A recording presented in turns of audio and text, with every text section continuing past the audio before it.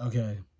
Uh, Today's my story, and it's tell about the family in which your mother grew up. Do you know what her childhood was like, and do you remember any stories she told you about it? Okay, so tell you about the start with the tell you the family that my mother grew up in. My mother, I think, was one of four children, and I think that we're that communication is not a big thing in my family, but I'm I'm pretty sure that it was my aunt Andra and then my uncle Vay. My aunt Andra had one dad, and then my uncle Vay and my mom have a different dad, and I mean the same dad, and then my uncle Alfred, he has my my grandpa Steve as his dad. So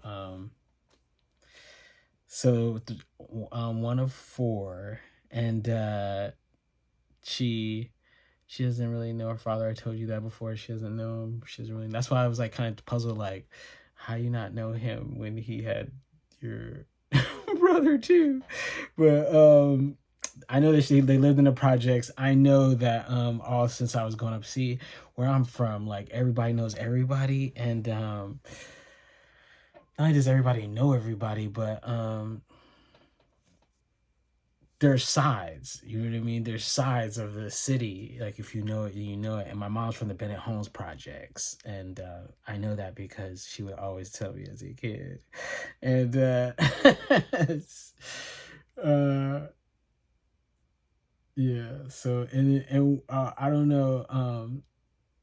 I think the William Penn projects is the projects, but the Bennett Homes like the Bennett Homes, you know what I mean? Bennett Homes, like even when I came up, Bennett Homes was like, you know what I mean? Like some of like little Vietnam, they always have like these weird names, Chirac, whatever, you know what I mean? I'm from at Lamoken Village, the LV projects, but yeah. So and then she told me that that they were Jehovah Witnesses for a while, and that one time they had a birthday party for my mom, and it got out that they were having a birthday party, and that's frowned upon in the Jehovah Witness community.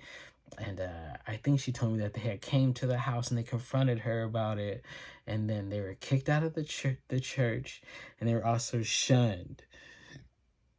I know that my mother okay, so my mom is like maybe actually 17 or 19 years older than me.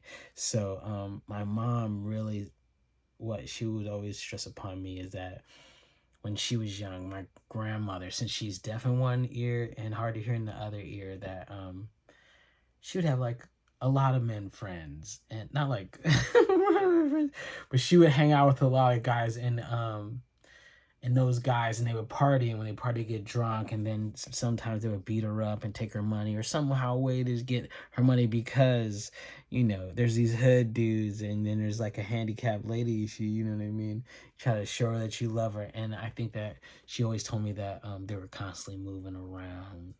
So and that uh yeah, they would sometimes that they would get some of the guys that she would date would get drunk, and then they would beat her up and take her money. And then she told me that one night, this is a good one. One night, my uncle Vay took my grandma's working. My uncle Vay was at home. I guess he stole the car and he took it as a kid. Maybe he was, I don't know, 17, 18. He took the car and he went to go party. And they said that my grandmother got a call at work saying that come come now, Vay is in the hospital, he's been in an accident. And they said that he must have backed the car into a pole, and then the pole slammed down on the car. So when they got there, he was in a coma. But when she went in there, they said that Vay was dressed in women's clothes, and the police officers are giving her this stuff. And even when they're, you have to remember that when they were telling me this, it was probably when I was a kid. And in those times they were telling me like, ooh, he was in women's clothes. So I guess he was in a coma for maybe like a month. And when he came out, he was paralyzed on one side of his body. So, yeah, so that was like affecting the whole family. And at the time, that was his coming out party. You know what I mean? Like at that time, first of all, he's in the ghetto. Number two, he's a black male, and he's not saying that I'm gay. They catch him in women's clothes. And I don't think he really at that time, I don't think anybody even wanted to know what it was about. Because I was telling someone one time and they was like, so, and I can't even now, I don't know, was he trans? They didn't even try to understand. It wasn't even important. Like, you're tripping. So, I'll talk about that way later, but that was my man. And then she always told me that she was bad. You know what I mean? She was bad as hell. She was just out there wilding. She would always say she had a foul mouth, and people would always tell her to watch her mouth. She'd stop, be ladylike, and she'd tell them, go fuck yourself. And also she told me that when she'd be out there acting up, people would yell out windows like, why don't you go do that where you live at? Why don't you go? You know what I mean? That always stuck in my mind because I remember when I got older and I was in the projects, and when I was there, my grandma lives like a block away from Lamoka Village. She lives in Martin Luther King. So I didn't live in Lamoka Village. I just hung out with the dudes that lived in Lamoka Village in LV. And then they yo, you one of us, or you one of us, dog. So I'm LV. And I was saying that too, when I was out there, I was wilding too. I was bad. I don't think I was trying to be my wild, but I was my natural who I am. And I remember one time someone said that yo, why don't you do that where you live at? And I was so proud. I remember man, I made it, dog. We made it. We made it. We made it. So that's just this part of it that made me think about it. And I remember that she said that my grandma. Okay. Today's Hip Hop 101 in the eyes of Lonnie Dangerous. So last time we did work on your hooks, because hooks, that's how you catch your audience, you know what I mean? And you're even in the club and you have a nice hook, even if you don't like it after a while, you just started doing it, you know what I mean? No, Hot in Here, I really did. But there was one Nelly song that I don't know if I really liked it. But then when I heard the hook in the club, when I was in the club, I was like, okay, I see what he's doing here. I see what he's doing. So hooks are very important. So today, I want to talk about the art form, because it rarely gets talked about anymore. Really that's the whole point, that it's something that's not talked about, it's not addressed, it's there but it's not there, you know what I mean? So I wanted to start off by saying that because I got a whole lesson on my own about the art form too, since I've been here. I joined this hip-hop choir, and they were teaching me about all the elements of hip-hop, and that I knew about the first three. Coming up in the beginning, I think I'm probably the third generation of hip-hop, and coming up in there, we danced, we break danced. I had my uncle, and even me, when I was little, I tried to do graffiti. That's another element of a graffiti. Everyone's practicing their names. And then another element is DJing, and that came automatically because at that time, when we overtime hustling, but at that time there was no way to, first of all, they wasn't not trying to hear hip hop on the radio. Nowhere I went. Maybe in Philly, yeah, you'll get no, I'll be honest, because I know that my uncle and well, maybe they had like hours that they played it, but I know my uncle and them would be coming back with tapes, and like I'd be like, oh, let me get that one, let me listen. So you couldn't get it everywhere, and it was constantly like just like how it is now, like just constantly new artists come up. That's how it was back then, but there's no place to get it out, so we share him as the DJ would be the guy who would give you one tape with like 10 or 15 of them on there, and he would cipher through all the garbage and give you the top ones. And that's the problem why I have with the art form right now, that there's a lot of guys that call themselves DJs and they're breaking records, and then what they're doing is they're playing their friends' records, or they're getting paid to play this record. And I have like a problem with that, because it's no longer like an element of it. We've merchandised everything. But okay, so the DJ, he was the element, because even before that, before him giving out the tapes, learning in the history, the DJ is the first one who started the party. That was where hip hop started. Hip hop started in the park, late night after dark. That was who you think played the records. It was the DJ. So that was essential. Those are the three ones that are essential to it. Breakdancing, graffiti, and DJing. But then along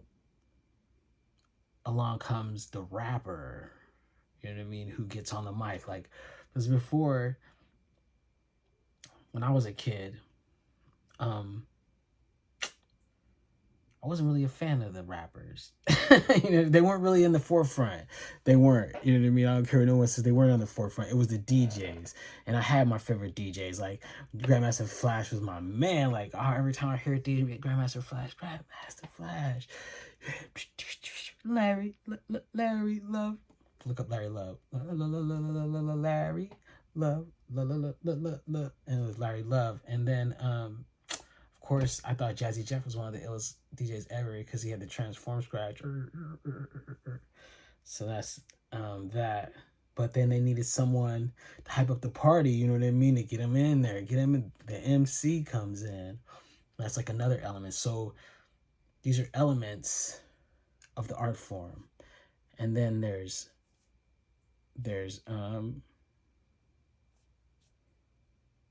slang. They gave me all these other ones. There's slang, there's fashion, because you know you can't have it without fashion, you know what I mean, this culture that we are creating of hip-hop, the elements that it consists of. Well, as you hear all these, most of them are art, period. The fashion is art, walking art, but it's art. DJ, you might not think it is, but the graffiti is art. It's street art, but it's art. The DJ is art. He's art. You know, when he's doing on the records, he's taking something else and he's made it something else, which is now art.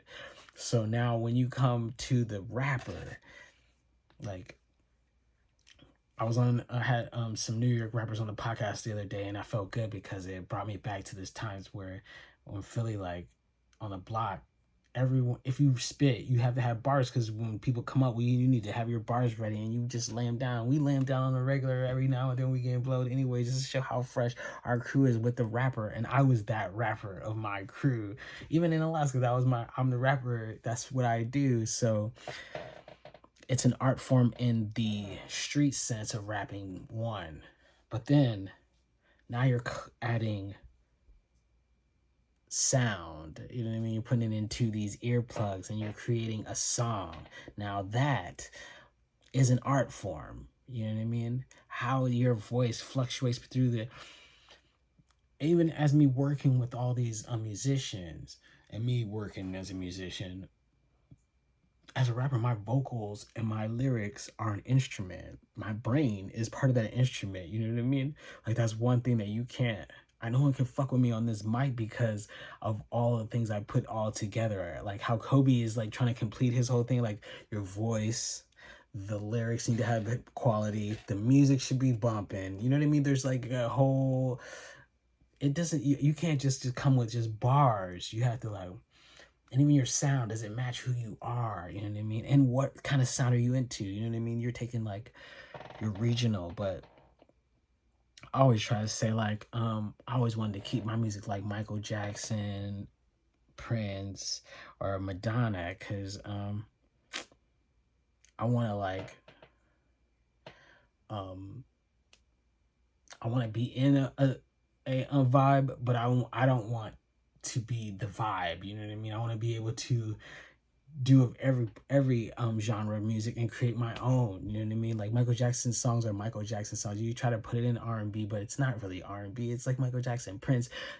is R&B, but he's not R&B. He's like Prince. You know what I mean? His music speaks for itself, and that's why I always try to strive for. Like, I hope that I could do, as being a versatile artist altogether, I hope that I would put in my music that translates into my music where it's versatile. I can go in one style, a different style, and still like, let's see what he does with this, like Biggie did. You know what I mean? You know what I'm talking about. You know what song I mean. That song.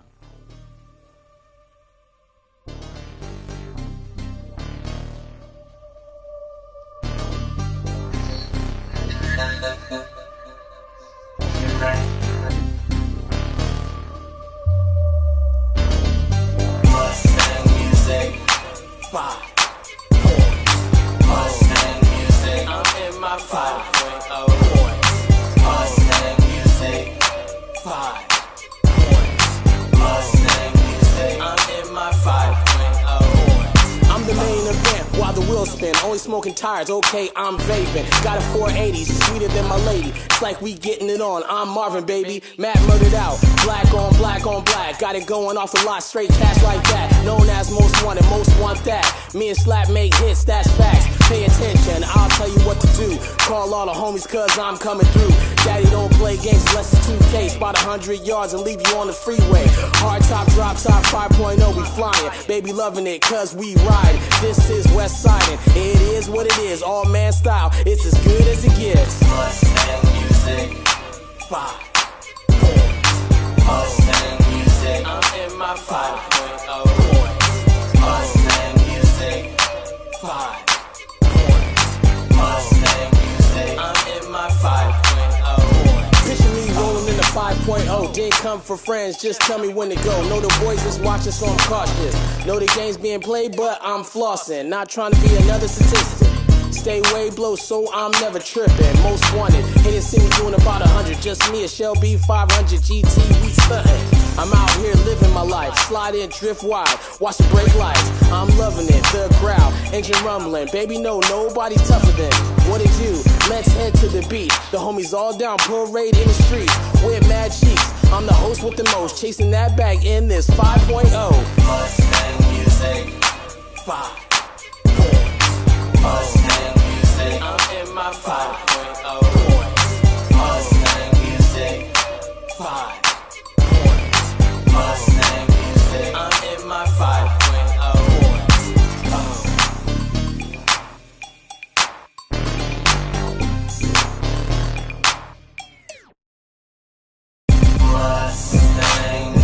music. 5. Mustang music. I'm in my 5 points. Mustang music. 5 points.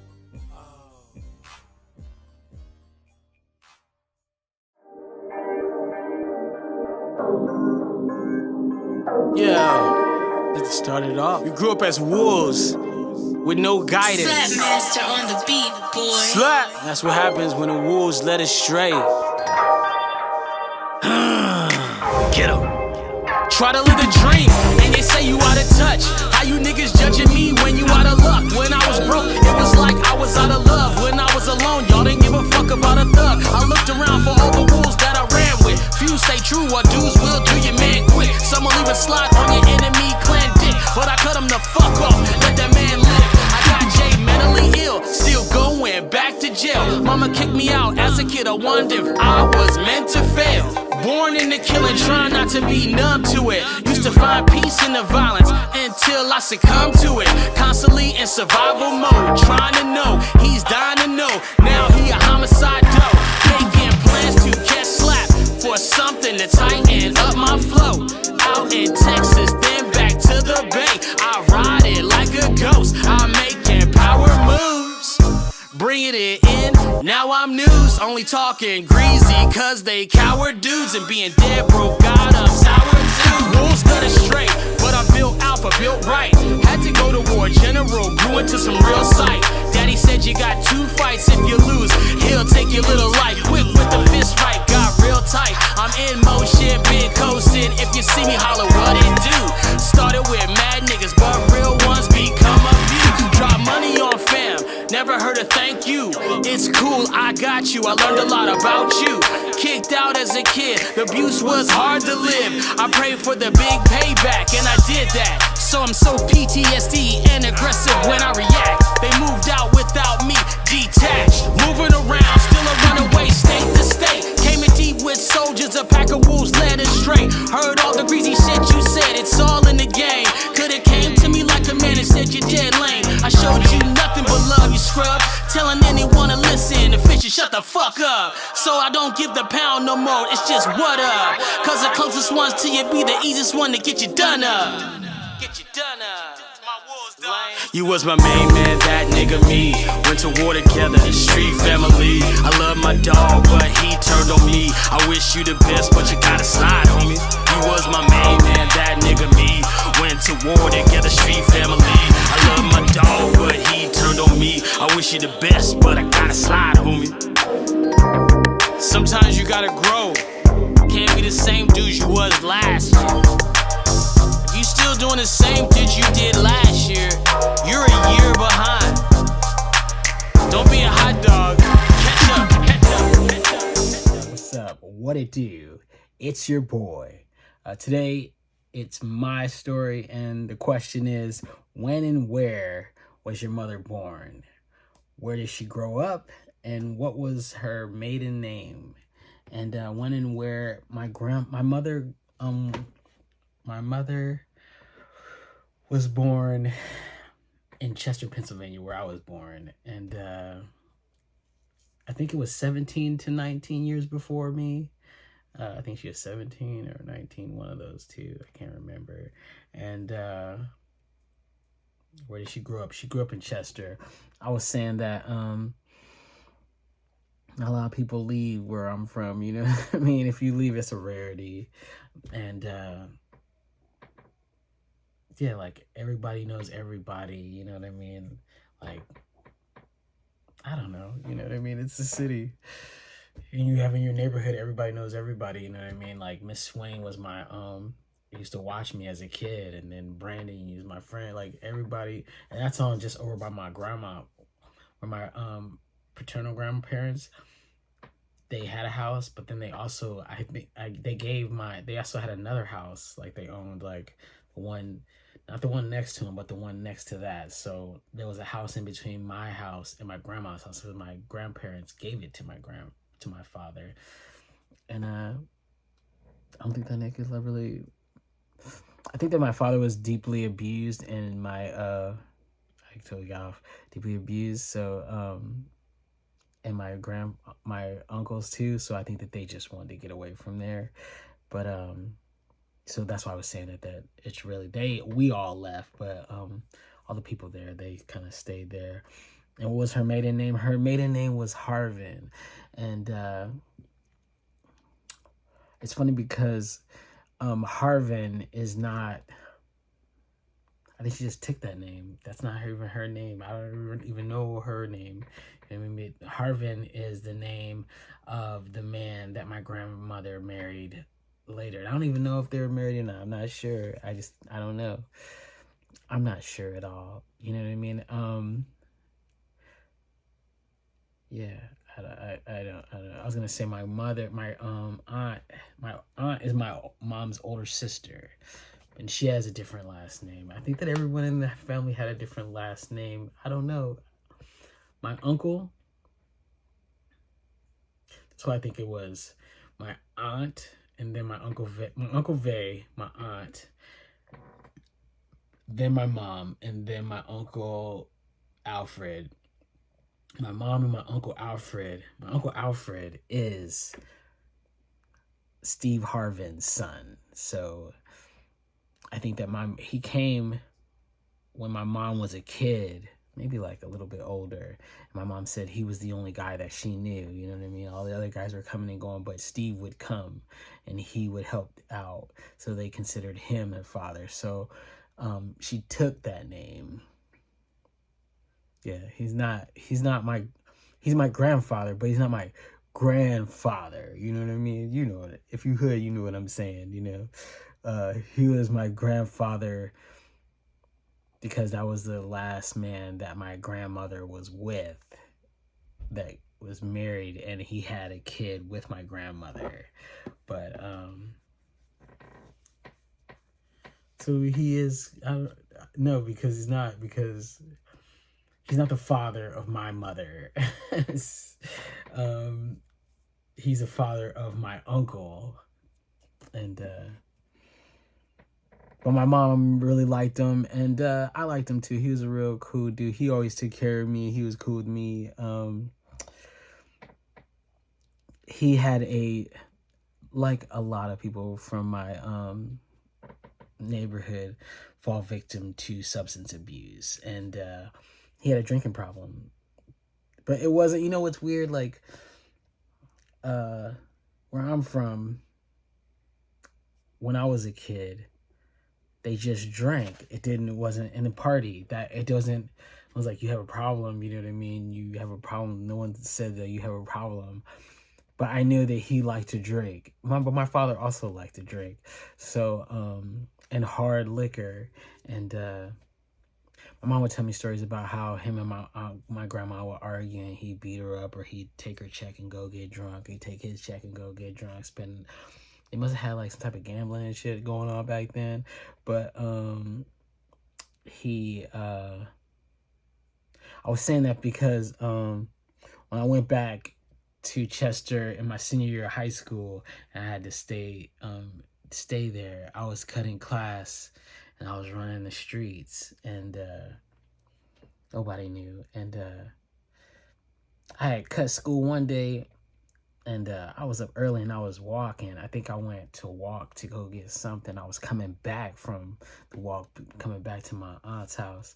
And I ran into him. And I hadn't seen him since I was like 5 or 6 years old. You know what I mean? So like, and you know what's funny, that first, when I was a kid, he used to take me all over the city. My mom would just give him to me, and me and him, he really liked to walk. And I learned how to just like walk. He would walk the streets. He would walk anywhere. We would walk everywhere. So me and him was tight when I was a kid. So when I seen him, it was crazy because I seen him coming out of the liquor store, and he had a bottle of bag, and it was like 11 in the morning. And I was like, yo, hey. And I recognized him. And it was fascinating that he recognized me. He was like, "Oh man." Yeah, he was going over to his lady's house with the bottle. He took me over there with him. We sat for a little bit. He had a couple of drinks. He was asking me about my mom and the family and how's everybody doing and shit. And yeah, it was weird because when I came, he wasn't with my grandmother. You know what I mean? He would come by and stop by, but he wasn't really like that, because I also feel that my uncle felt that he was absent. So like, he was a sometime dude. He wasn't like always around. But when I was a kid, he was kind of more around. But then later on, he just started fading away. And yeah, so I got to sit down and chat it up with him. And that was crazy because like, that's so crazy about my city, that I say that like no one leaves, because like I ran into him 20 years later, like, what's up? He was like just doing what he usually do, you know what I mean? So that's her name. Her main name is Harvin, which was my name also until. What's up? I want to do this one, Hip Hop 101, because some things are like driving me crazy. And one thing at first I was like, I'm not going to say anything because I'm not where I want to be, so I don't have no right to say anything till you get to where you want to be. And then when you get to where you want to be, like, hey, dog, you do it the way you do it, and then make it like that. But I also that I believe that if you have information that you should share with others so they can like avoid all the trappings and stuff like that. So I'm gonna start doing Hip Hop 101, the ideas and philosophies on the art form as a rapper and hip hop in general from the eyes of Lonnie Dangerous. So stay tuned for these. And this is the first one because I've had like issues, and I haven't had issues, but I've heard things that just made me like this, and I don't want to like, you can't really like say stuff to people because they get butthurt. So I'm just gonna drop it that people could just like would take it with forever what you take it. But the first one today is Hip Hop 101. I was gonna start here, but let's go back. Let's go back. Hip Hop 101, the first one. We're gonna just talk about the art form as a rapper. The art form, when you pick up, I think as a rapper, if you're in the game and you're a rapper, okay, so I consider it just like any other craft that anyone has, like the butcher or the mechanic or anything. This is what you do. This is the art form that you chose. Even in basketball or painting, this is the art form that you chose.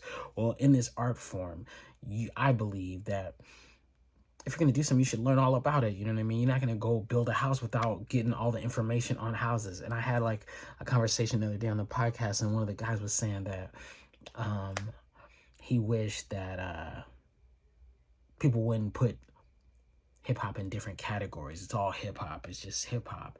And I wanted to say something, but like it's not my place. You know what I mean? So I'm gonna say it here. And I feel that the reason why there's categories in hip hop, first of all, there are categories. He's like, there's not categories, but there are categories in hip hop.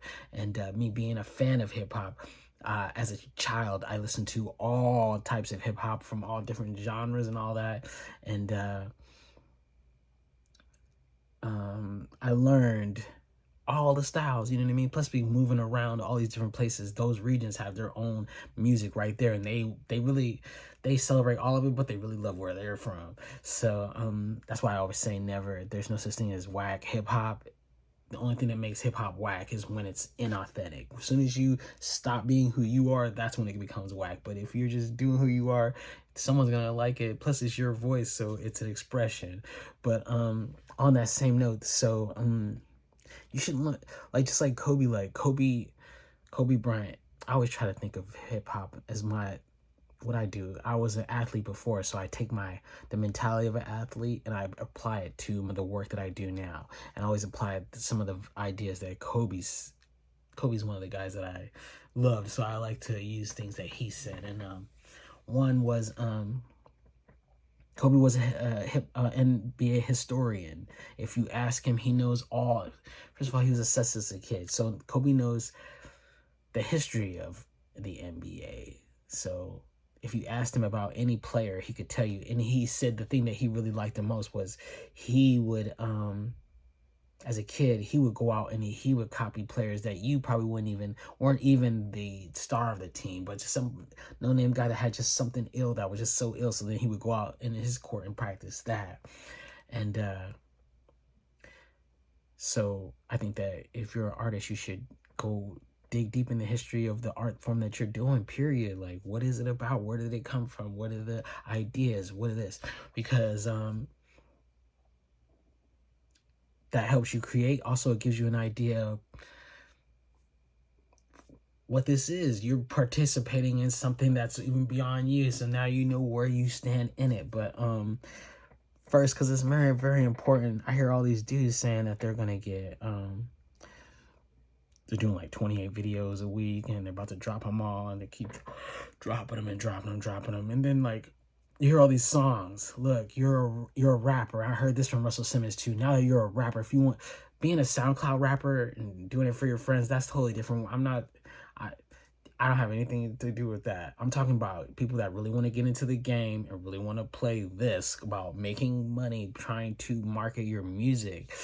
And if you're a rapper, your job is to write songs. So that's what you should be doing all the time. You should be writing songs. And while you're writing songs, you should be working on hooks, choruses, because those are the money shot of all songs. You know what I mean? So whatever, like I hear all these rappers would just be rapping and rapping and rapping and rapping and rapping. Like, okay, you're dope, but like you're a servant now. I know that on the screen it looks like oh, you're Big Willie, but the person's Big Willie because of how they are in their craft, and then that comes out in the music. It's not like, oh, I'm just a Big Willie person. We're all trying to make music that the masses like. So we're really working for this. You know what I mean? It's not like if you wanted to do it for yourself, you would just be in your house. This is something that you actually go out of your way to get customers. So your whole job is to create product that the people, you want to get into my iPhone or my Android and have me bumping that shit on the low or on the high, whatever. So yeah, all these dudes like doing all these, oh, listen to my lyrics. Lyrics are good, but what the hook and the chorus is what catches people. And we're selling songs now. We're trying to get people to stream songs. I mean, we're trying to monetize this product that we're creating. So it's no longer like, oh, I'm just gonna do this. I seen like a couple guys that were like, just plus your attitude. You know what I mean? And how we'll just stick on this one today. This one is about you writing. Hooks and writing. That's your job. And you are a servant. You know when you become Big Willie? When the money starts coming in for you to live off the music that you wrote. Then you're like Big Willie because you have a mass appeal. But until then, you're just like a regular dude. So you need to work on the craft, work on your writing, and work on developing it as an artist. Like, what kind of artist are you when you write these songs? Yeah, they're dope. You said all this stuff, but how does that apply to what we see in the image that you're giving to us? Because that's the product also. The image, the sound, the whole brand, you know what I mean? So you need to put this all together. You need to work on this before you start, you know what I mean? Like, I'm gonna drop an album. You could drop an album, but if you don't have followers, what's the point of it? I got guys that are doing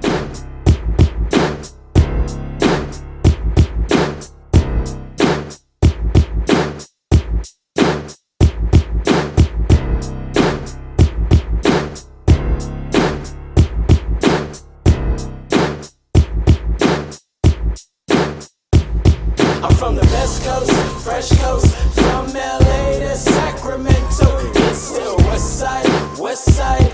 It's the best side, the best side. I'm from the West Coast, fresh coast, from LA to Sacramento. It's still West Side, West Side. It's the best side, the best side. I was young, black, and lost, dancing to show off all the time with the homies, ride or die with these, and that's all. It's all love, ball till we fall. Had the dookie rope and Cuban links, baby outlaw. My enemies want these paws or shot calls, notoriously big, praying for my downfall. I'm from my mama, don't worry about where I'm from. It's where the best are homeless and the future dies young. Left the wolf pack, but I'm still a dog to all my sons. Want to spit for the world in a trillion ones. Dropped one in Alaska, 5-star mixtape and an album. Went from chasing skirts to walking down and fucking all of them. Lost scandalous, sliding through traffic to the kick drum. Nastiness, call me a movie star, shit got me I'm from the dumb. West Coast, fresh coast, from LA to Sacramento. It's still West Side, West Side. It's the best side, the best side. I'm from the West Coast, fresh coast, from LA to Sacramento. It's still West Side, West Side. It's the best side, the best side. Still in the hood, been all over the globe. Truly blessed, loving it, it's all I know. Gold Dayton's on the Camaro, 455 on the flow. Smashing on the freeway, life on the West Coast. All power like a ghost, Adidas on the flow. Tokyo drifting corners, gas, brake, drift, hit slow.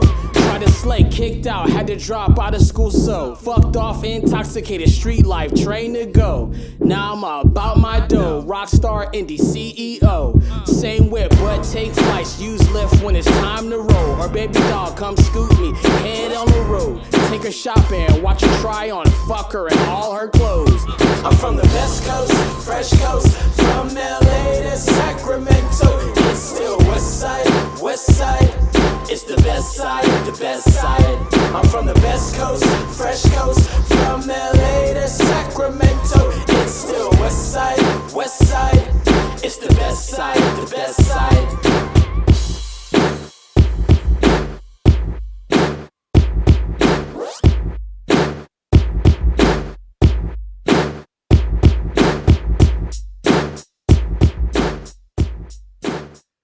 Also, I wanted to talk about this real quick because it was crazy in my thoughts that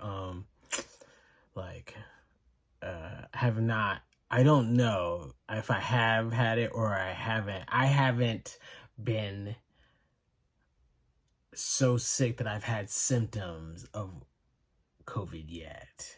But everybody that, like, the dude that I work with, like, everybody around me is, like, catching it, like, man, are you serious? Like, and, I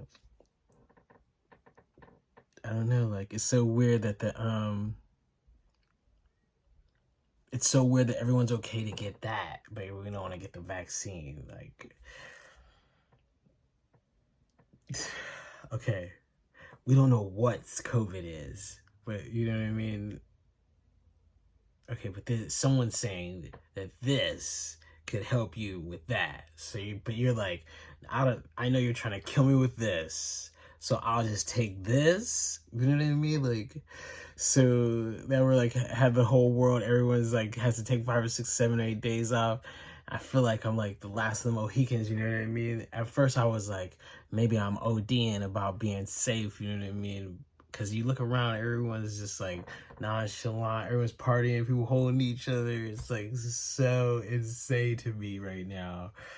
Like, and then also you even notice like people are starting to get closer to talk, like, you know what I mean? Like, what are you doing, dog? What are you doing? Like, you know what I mean? It just seems insane. Like, you know, it just seems like insane. Man, we still gonna do that music video? Come on, man, it could be the new normal. It could be like Billie Jean, mix with Tupac, mix with P. Diddy. Get the Harlem Shake going, you know? All right.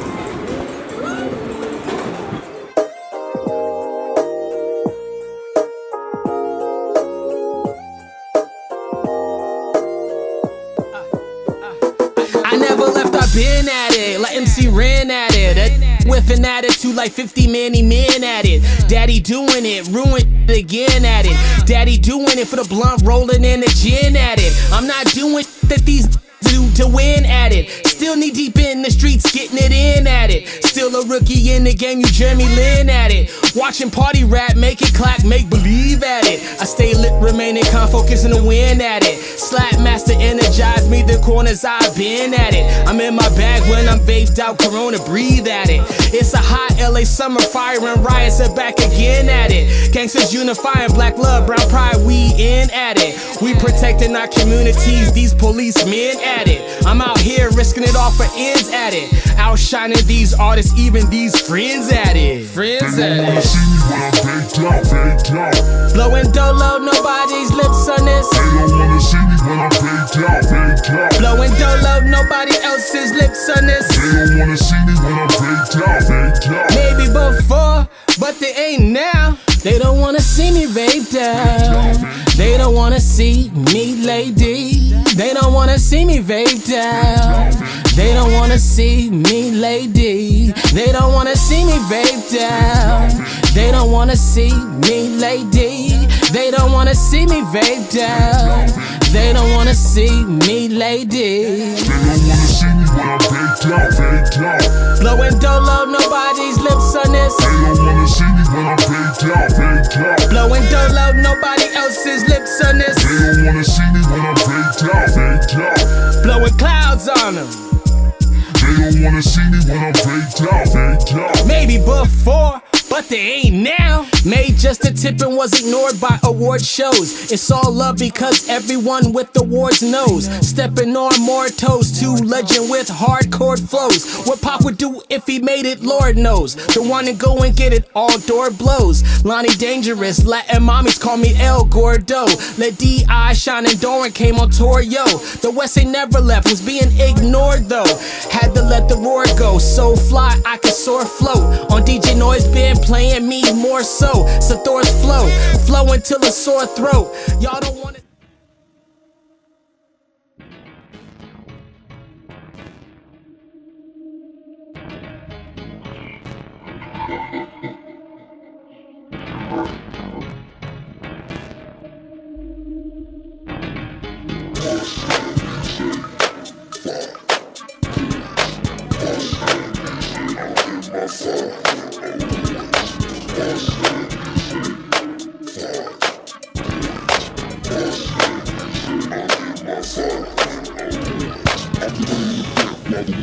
Only smoking tires, okay, I'm vaping. Got a 480, sweeter than my lady. It's like we getting it on, I'm Marvin, baby. Matt murdered out, black on black on black. Got it going off a lot, straight fast like that. Known as most wanted, most like that. Me and Slap made hits, that's facts. Pay attention, I'll tell you what to do. Call all the homies cause I'm coming through. Daddy don't play games, just a 2Ks. About 100 yards and leave you on the freeway. Hard top, drop top, 5.0, we flying. Baby loving it cause we ride. This is West Side. It is what it is, all man style, it's as good as it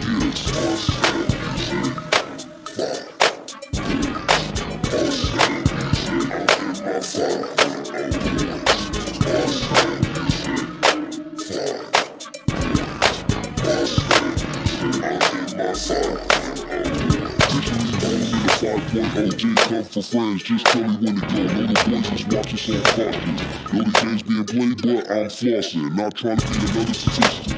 Stay way low, so I'm never tripping. Most wanted, PSC doing about 100. Just me and Shelby, 500 GT, we stunting. I'm out here living my life. Slide in, drift wild, watch the brake lights. I'm loving it, good crowd. Engine rumbling, baby, no, nobody's touching it. What it do? Let's head to the beat. The homies all down, Broadway in the streets. We're mad cheese. I'm the host with the most, chasing that bag in this 5.0.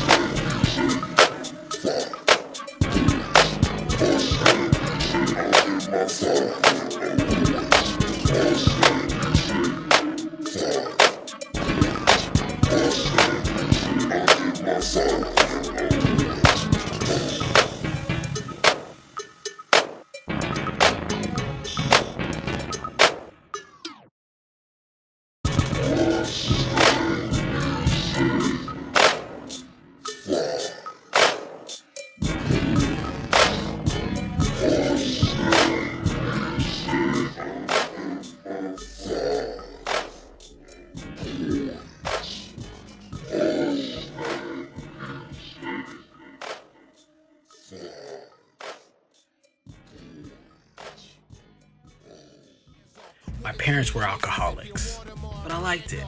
They were happy drunks. I'd get straight F's, and my dad would say, "I'll drink to that." My ex is Native American, and it was cool, because every time I came home to talk about systematic racism, of the government against my people, she'd always say, I know. Wait, are they still doing that? Want to place a bet?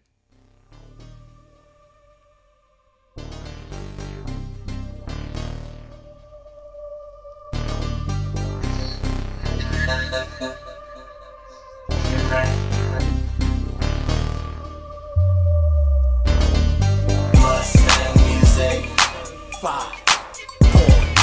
Mustang music, I'm in my 5.0 points. Mustang music, 5 points. Mustang music, I'm in my 5.0 points. I'm the main event while the wheels spin. Only smoking tires, okay, I'm vaping. Got a 480, sweeter than my lady. It's like we getting it on, I'm Marvin, baby. Matt murdered out, black on black on black. Got it going off the lot, straight cash like that. Known as most wanted, most want that. Me and Slap make hits, that's facts. Pay attention, I'll tell you what to do. do. Call all the homies cause I'm coming through. Daddy don't play games unless it's 2K. Spot 100 yards and leave you on the freeway.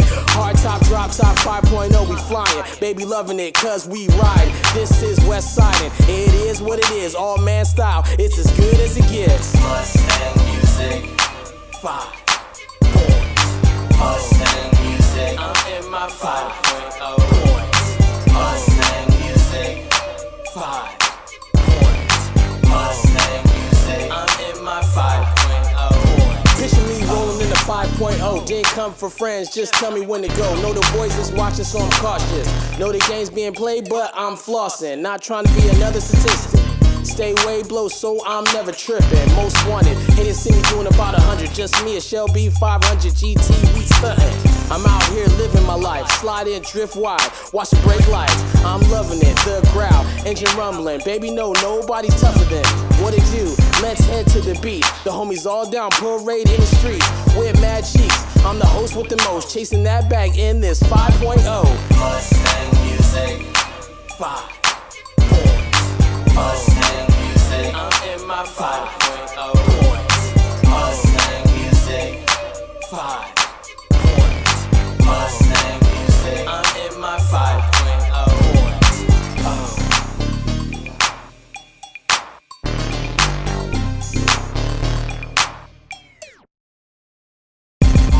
Mustang music, 5 Mustang music, I'm in my 5 points. Mustang music, 5 points. All right, my story. Today is, has your mother shared any stories she knew about her parents' childhood? And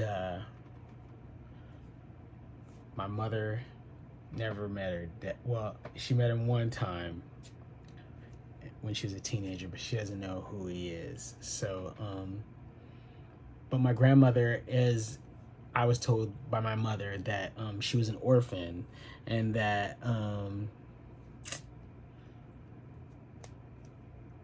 that some people, she was moving around, they moved around a lot of times. And I think when I was little that she told me that they told her that, because my grandmother is deaf in one ear and hard to hear in the other ear. And they said that they told her that an earwig crawled into her ear, and that's what made her deaf and laid eggs and neglect as a little kid, that when she was in all these group homes and stuff like that, that they weren't paying attention to her, and that's how she got it. But as I got older, I realized that's just a hood myth, like a hood myth that we always talk about, and she probably got wrapped up in that, and that it probably wasn't like that.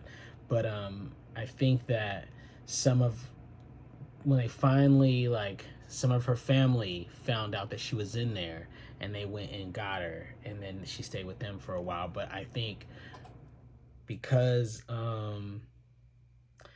she was hard of hearing, and because I don't know, I think my grandma, is my grandma, so I don't know, but they were always throwing her out. She was still going left to right, and yeah, that's all. As her as a child, that she was constantly moving from home to home. They said some people had brought her in, and they took her, and that was part of she was related to some of them. And that's why I say, like, part of my family history is like, God, I don't even know what it is. Like, when I was on not Amazon, 23andMe, there's all these white people in my family tree that I never even heard of. And there's like 5,000 of people. There's all these people none of them with my last name. So, and like there's two or three of them that keep coming up, you know what I mean? White guys, their names keep coming up, you know what I mean? I don't want to keep bothering, like, yo, but there was rumored that that her mom was in love with this white guy, or she got pregnant by this white guy, and that he wasn't trying to keep the baby. And then I don't know. I have no idea. They say what story did she tell you, and that was a story that she told me as for her as a kid. It was kind of vague to her too, I think. Coming up, my mom and my grandma, I think it was turbulent because my grandma was, like I said, she's hard to hear, and this is in the neighborhoods, and this is back in the day, so guys would, and now this is what they said now, but now, like, when you're older, you see things with like grown people eyes, so then things might not, you go back like that didn't even really make sense, but they're always saying that men were always taking advantage of her and, you know, beating her up and taking her money. And I'm sure because, you know, and not only is she hard to hear in one ear, deaf in the other, she has like a speech, not that she talks like a person who's almost deaf. Yeah. Plain and simple, nothing more, nothing less. It's loud too, and I think that will bother all of them too. My mom and aunts and uncles when they were kids, that she was first of all, she's passionate too, but she's screaming out because she can't hear, you know what I mean? So it's always loud, and like, plus with the speech impediment, I don't think it's a speech impediment, I guess, you know what I mean? I understood her, but I could see that a lot of people, if you talk to a person who's deaf, some people think that mistaken the way that they speak for them not being intellectually smart, you know what I mean? And that I think that she didn't get a lot of education. I think because of moving around, she didn't get to do a lot. But so I'm sure that, and even those days, you know what I mean? And especially a young woman who is deaf and in any neighborhood alone, who hasn't had family, would be like wanting love from someone, you know what I mean? And I could see how, and then I could see how she would be taken advantage of. But yeah, that was the story that I got. Like, she was just like she was passed around, you know what I mean? Like, that's why, like I say, like, I try not to judge anybody because, you know what I mean? I come from the dirt, you know what I mean? From under the dirt, you know what I mean? And that's also why, like, I'm always smiling because, like, I'm not supposed to be here. These are all, even in the people that I'm raised by, the people that I'm by, what I'm doing is something that they couldn't, like, this is not something this is unfathomable, you know what I mean? And even my wants are weird around because, like, I come from nothing. You know what I mean? But, you know, the thing that, and that's weird because it's different on my father's side, but they have their issues too, major issues. But, and that's why I try to also that I learned from them and my grandma is that just because you don't have any money doesn't mean you don't have to have pride, you don't have to have dignity, you don't have to have, like, you can still hold your head up high. And also, it doesn't take money to have a good time and enjoy your life, you know what I mean? And even, like, that's the whole point. Like, I'm doing all this and I'm having a good time because there's times where, like, when we get together, it's just, we're all sad. Like, sadness is just part of it's almost to the point where we think that's part of life. That is our lives, you know what I mean? I didn't see anything outside of that. Like, you struggle through life. You don't live life. You're just trying to make it through. It's on your neck like this all the time. And, you know, I know that I'm not the only one that live like this, you know what I mean? So, yeah, you know, and, like, she didn't, even through the not hearing and all that, she wasn't, like, she never, like, oh, pity me, or maybe she did, who knows, like, maybe no one was ever listening, and, but I never seen it, you know what I mean? Even, like, she would complain, but it wasn't about her life. She would complain about all the shit y'all doing. You know what I mean? But yeah, that's why I learned that she, you know, you get it from the gutter. You know what I mean? Where I come from, like, even if I lose everything, like, first of all, I came from nothing, so losing everything doesn't mean anything. You know what I mean? But also, like, all right, movie reviews with a real one. Lonnie Dangerous. Today's movie review. I just want to say before we get started, this ain't like, yeah, I'm an actor. Yeah, I know the craft. Yeah, I know about the cinematography. I love, you know, I'm a writer, all that. This ain't that. This ain't that. You know what I mean? This is strictly for, like, I am also a movie buff. I'm a cinephile. Like, I love movies from the day one. I love it. So these are from the, I'm doing this to speak to the people who watch movies from a fan's point of view. So I'm not gonna, like, get it all fancy and all that. We're just gonna talk about the movies.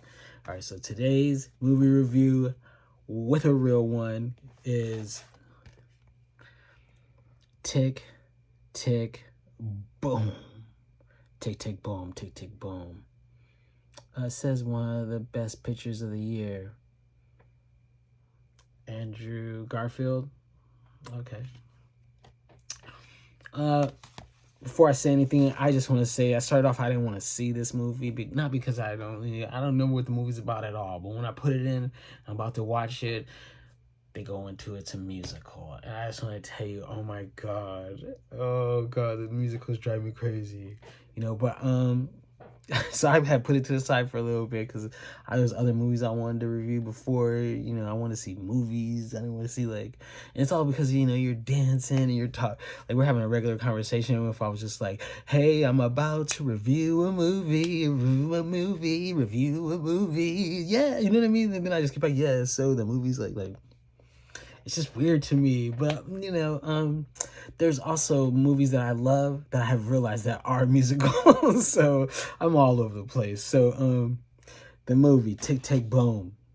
Okay.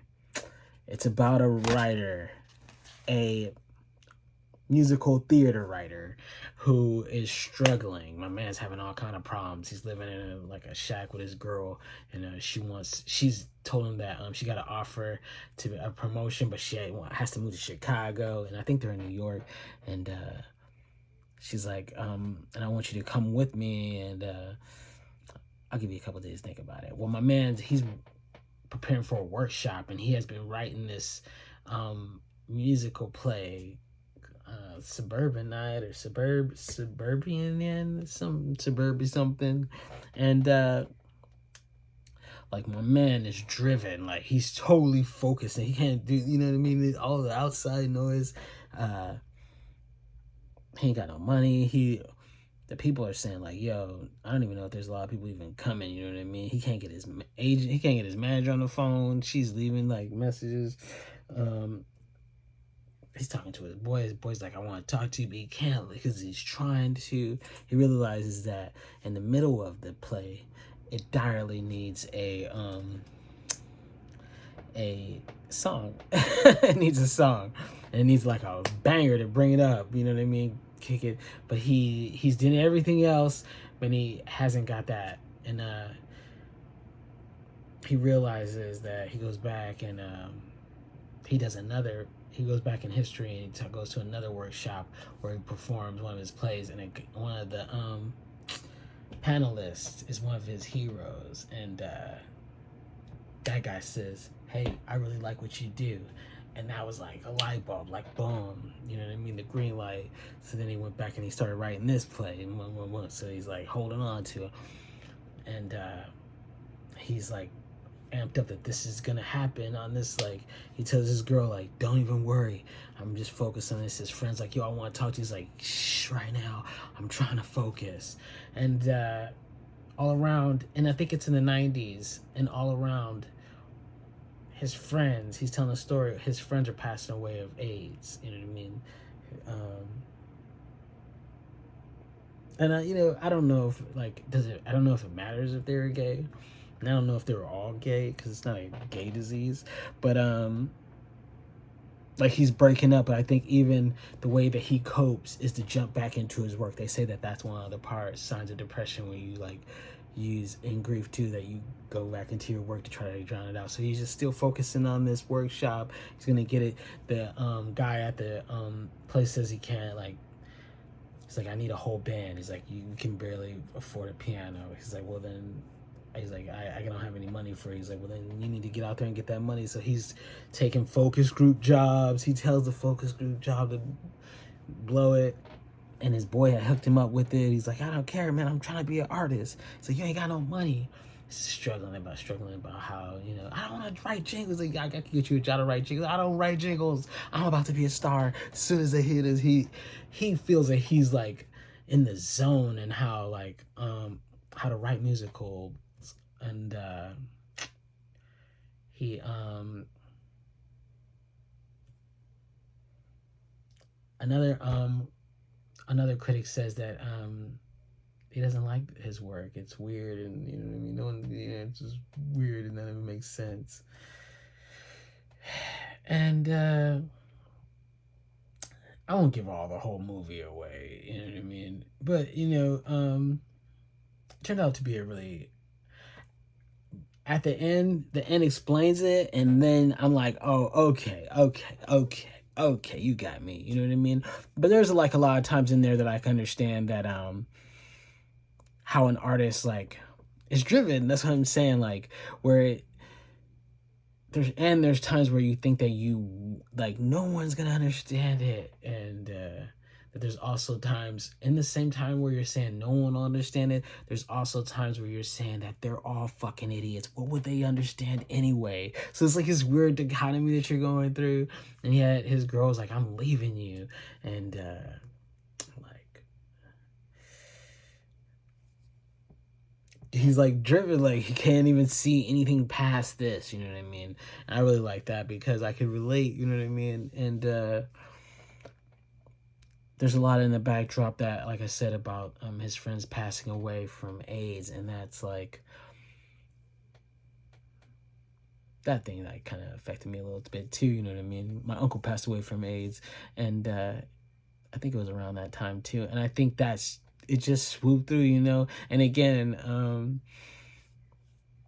I can see why it's considered a nominee, SAG Award nominee, because it's touching, like, you know, it gets you in those parts that you never think about. And again, you know what I mean? Because like life is still going on, you know what I mean? And these epidemics, like pandemic, epidemic, things are really happening.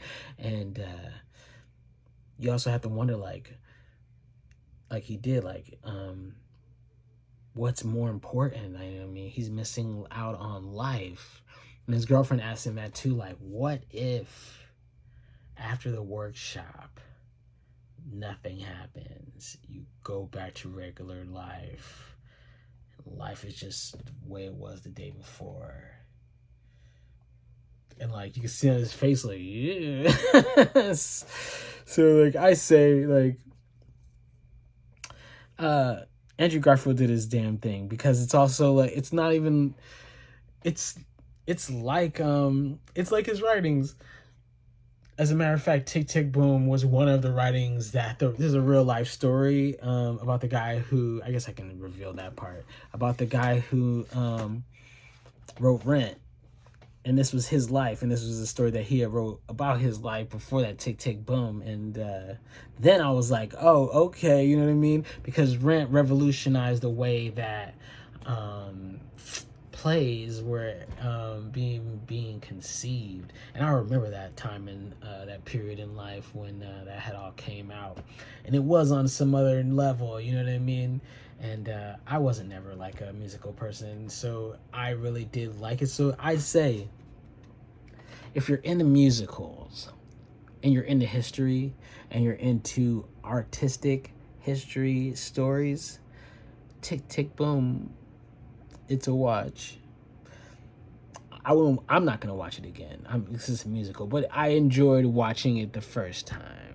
I'll say that. Is that good? There it is, like Male acting. Oh, for leading actor. He got it for male leading actor role. I don't know. I still like Squid Game. But who am I? You know what I mean? Just a black guy doing movie reviews. Guess that's nothing these days. Movie reviews with a real one. So to all my people, hey, if you like these, like, comment, subscribe to whatever this is on. You know what I mean? Because my stuff be everywhere. So whatever this is on, if you like, comment, subscribe down there. All right, movie reviews with a real one. Today's king Richard, starring Will Smith.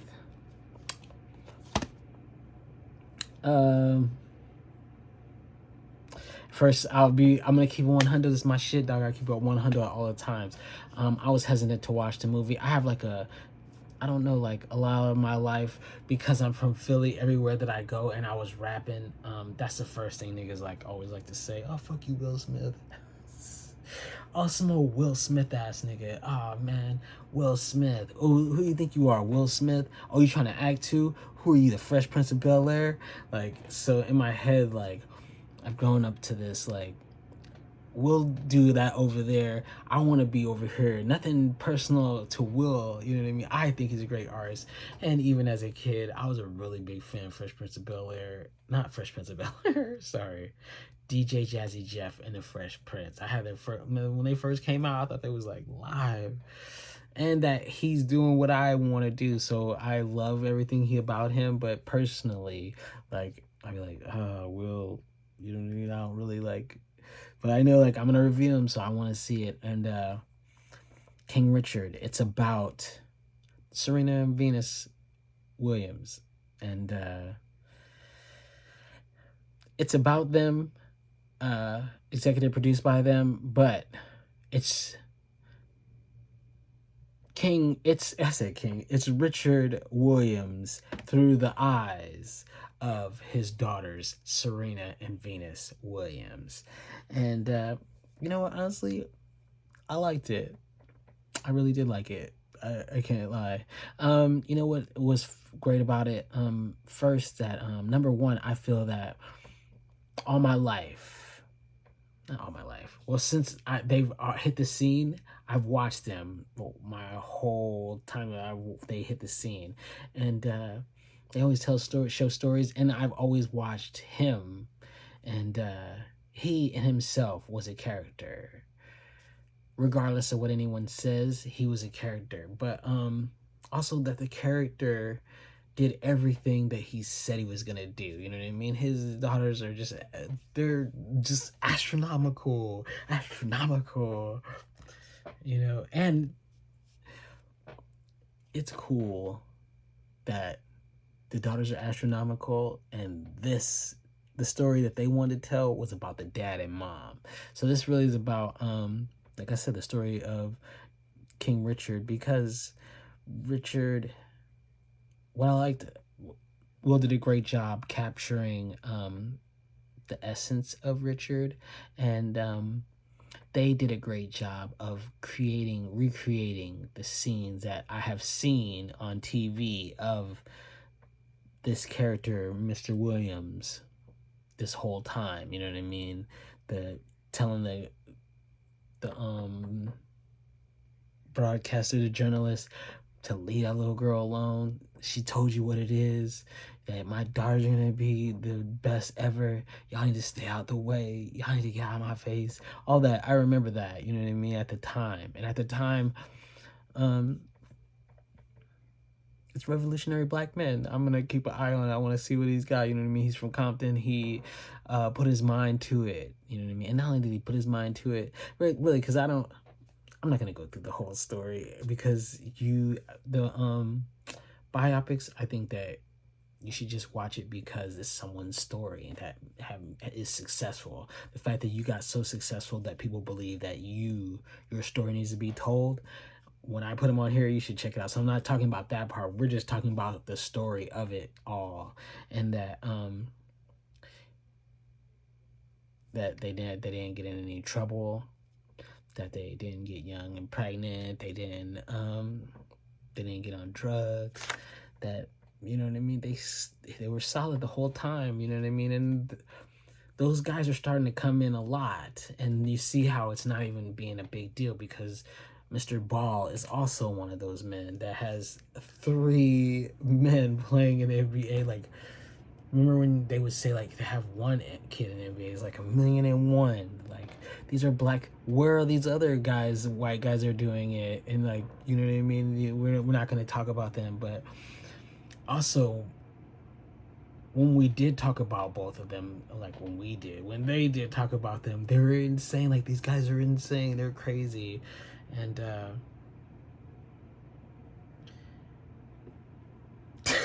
don't know. I guess the proof is in the pudding, you know what I mean? Like, those kind of guys would say the same thing. Like, I could tell you about it, but it'd be better if I just show you, you know what I mean? So, like, you could say how crazy they are, but they're crazy like a fox. They learned what works and made it successful for them. So, and like, not just once, not just twice, like there's like 3 or 4 times, you know what I mean?